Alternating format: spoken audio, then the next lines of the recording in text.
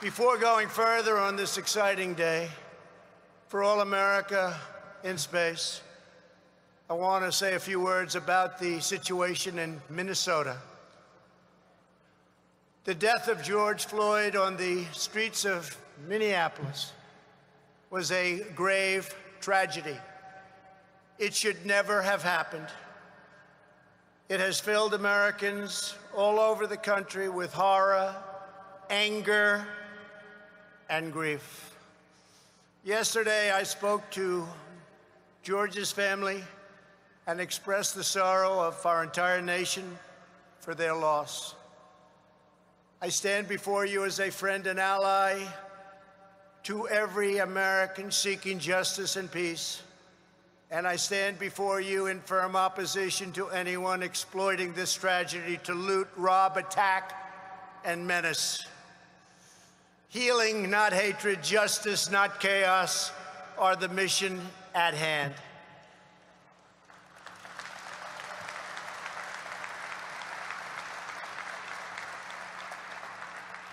The police officers involved in this incident have been fired from their jobs. One officer has already been arrested and charged with murder.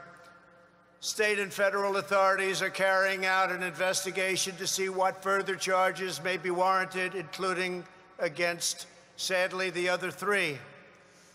In addition, my administration has opened a civil rights investigation, and I have asked the Attorney General and the Justice Department to expedite it. I understand the pain that people are feeling. We support the right of peaceful protesters, and we hear their pleas. But what we are now seeing on the streets of our cities has nothing to do with justice or with peace. The memory of George Floyd is being dishonored by rioters, looters, and anarchists. The violence and vandalism is being led by Antifa and other radical left-wing groups who are terrorizing the innocent, destroying jobs, hurting businesses, and burning down buildings. The main victims of this horrible, horrible situations are the citizens who live in these once lovely communities. The mobs are devastating the life's work of good people and destroying their dreams. Right now, America needs creation, not destruction. Cooperation, not contempt. Security, not anarchy, and there will be no anarchy. Civilization must be cherished, defended, and protected. The voices of law-abiding citizens must be heard, and heard very loudly.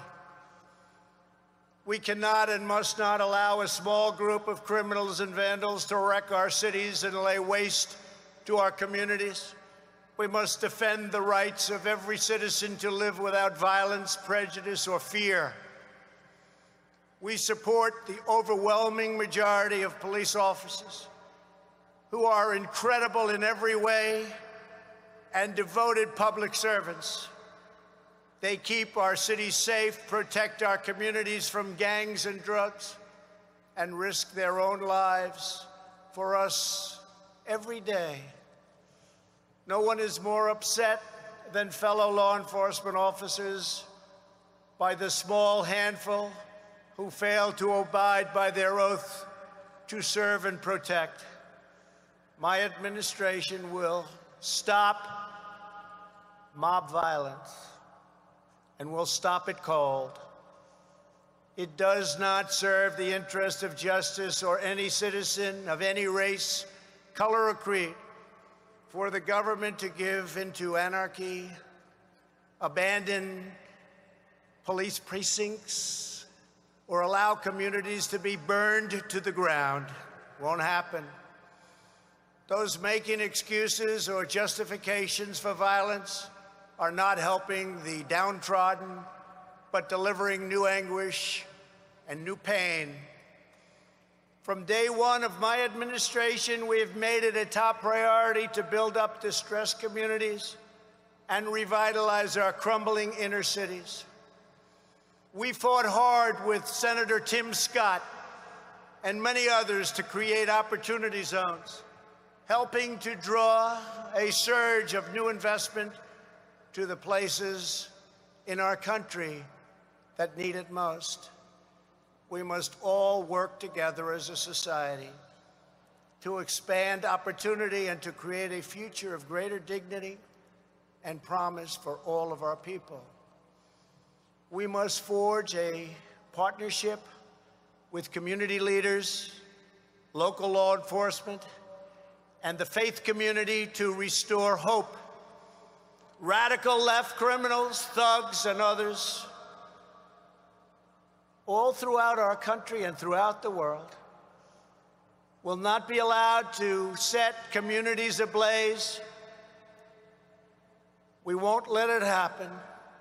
It harms those who have the least, and we will be protecting those who have the least.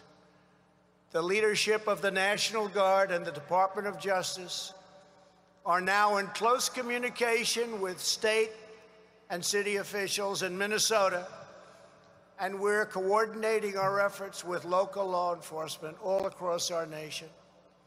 In America, justice is never achieved at the hands of an angry mob. I will not allow angry mobs to dominate. Won't happen.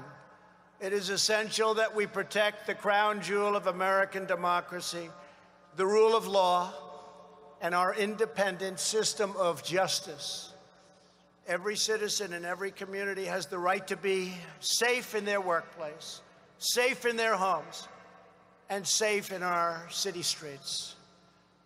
This is the sacred right of all Americans that I am totally determined to defend and will defend.